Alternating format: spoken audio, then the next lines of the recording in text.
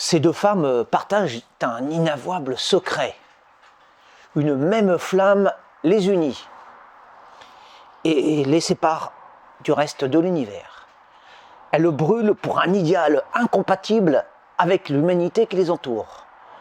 Mais c'est aussi le feu de la honte. Elles doivent cacher leur vrai visage aux profanes pour ne les dévoiler qu'aux initiés. Et ces derniers sont si rares qu'ils sont soit déjà morts, soit non encore nés. Hors du monde, incomprises, pestiférées, elles ont conscience du scandale qu'elles incarnent. Sœurs issues des temps oubliés, cloîtrées dans un royaume inconnu et vivant sous un ciel inconcevable, elles regardent droit devant elles, bien au-delà des horizons communs de ce siècle, c'est-à-dire largement au-dessus des têtes ordinaires.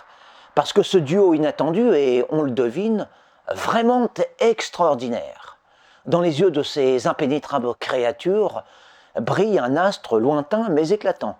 C'est la lumière originelle que nul ne reconnaît plus sur cette terre, à part les quelques fantômes, ultimes incarnations d'une réalité révolue, qui ont su garder intacte leur innocence. Ces deux points d'interrogation pleins de clarté qui nous fixent avec une telle intensité ne contiendraient-ils pas paradoxalement la réponse aux obscurités de notre société en perte de repères? Ces vierges ne rêvent que d'honnêtes hyménées, que de saintes choses, que de justes sorts.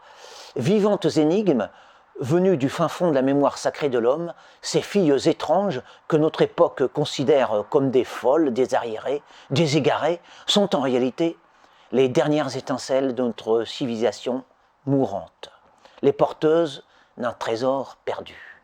Ce qui les éclaire, c'est tout simplement le soleil de la vérité. D'après un tableau du peintre Aldéi,